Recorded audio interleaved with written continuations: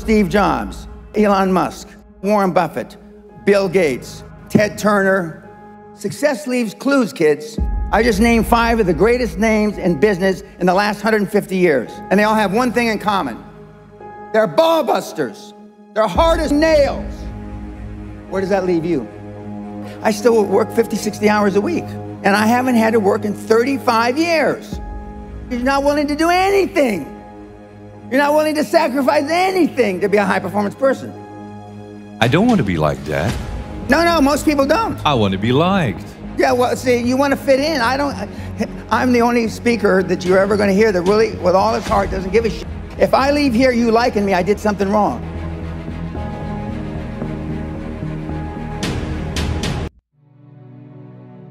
If we would like to improve the quality of our lives, personally and professionally, what would be your advice?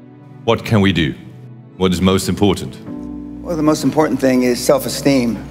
The people that we read about, the people that we admire, the Elon Musks, the Steve Jobs, the Warren Buffetts, etc., all have one thing in common. They have extremely high self-esteem. Of course, you've heard me say this before, self-esteem is built the first 7 or 8 years of life. And unfortunately, we're with our parents the first 7 or 8 years of life. Ergo, we don't have too much high self-esteem. But to build high self-esteem, and the way you build high self-esteem, if you're 25, 35, or 45, is to be around, surround yourself with other people that have high self-esteem. Show me your friends and I'll show you your future. And so you can reverse your childhood by who you associate with. How do you do that? Well, you find people that are where you want to be, but they're already there. You're 22 years old, you're 32, you're 41 years old, and there's a guy or a gal who's 45 years old who is where you want to be. They've accomplished a lot of things. If you're into, they're saving the world, they're using their money for good causes, go associate with those people. Be around those people. And they're easy to find, but they're not going to knock on your door. They're not going to come to your apartment or your flat and ask you, oh, can I help you? Because you're not willing to make any sacrifices to be high performance. I still work 50, 60, I don't consider it work. I still work 50, 60 hours a week. And I haven't had to work in 35 years. So the bottom line, you're not willing to do anything. You're not willing to sacrifice anything to be a high performance person. It sounds strange in hindsight. I found making $450 million easy. Easy. And I wanted to do something more with my life. And so when I got into the financial coaching, I wanted to change the fabric of financial coaching, which I have. And I wanted to be known as the, well, and now that's what they call me, the greatest of all time. But this was just me flapping my mouth 25 years ago.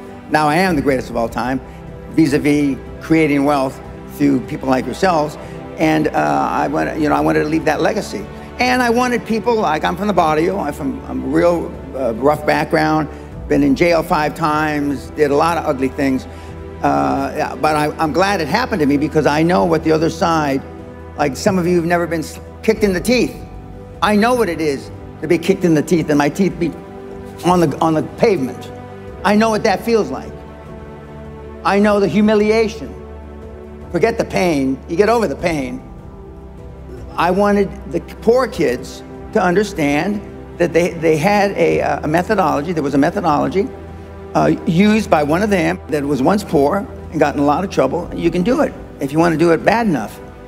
The operative part of that little description is if you want it bad enough. Muhammad Ali, arguably one of the greatest fighters ever, he was talking shit since he was 14, 15 years old, I'm the greatest.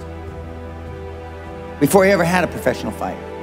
My father said, if you've got something in your mind, it should come out of your lips. The squeaky wheel gets the grease. And you've been taught all your life not to ask. You've been trained, keep your head down, don't embarrass yourself, don't embarrass the family, don't say things that may not happen. And I do just the opposite. I tell you to set goals beyond your lifetime. I tell you to set goals as soon as humanly possible. When kids come to me, they want to make $1 million, $10 million, you know, and then when they've made $100 million, they say, Mr. Pena, we would have never, ever dreamt that we could create $100 million until we met you. You will never exceed your highest expectation. You will never exceed your highest, craziest thought. Never. That's a guarantee. But I mean, kids, I mean, you can have whatever you want.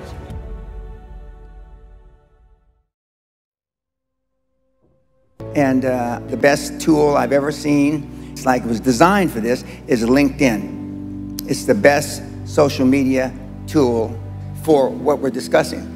And you can find these people. Now just remember, everybody that's on LinkedIn, all the, I don't know, 20 million or whatever people that are on LinkedIn are all there for one reason.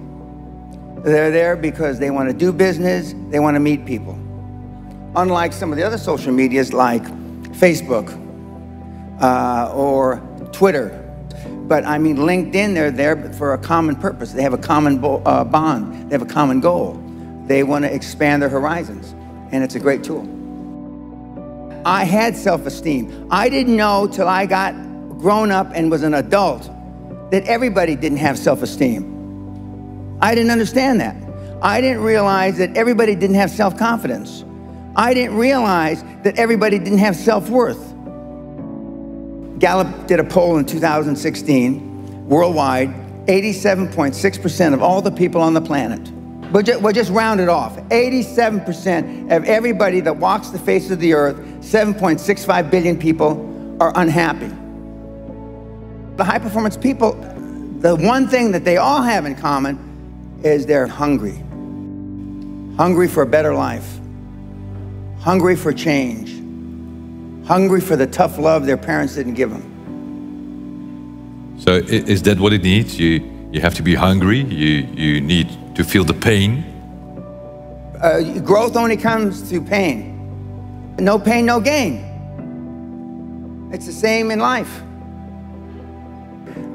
If love got the job done, you wouldn't need podcasts, you wouldn't need seminars. It doesn't. Tough love gets the job done. But being liked doesn't get you a raise when you're working for whoever you're working for. Efficiency, accountability. Most people that come to seminars are there because they weren't held accountable when they were growing up. What is your definition of a high-performance person? Being all that you can be every day. 24/7, 365, being all you can be. I asked the question a couple days ago, how many of you can raise your hand, but how many of you have kids?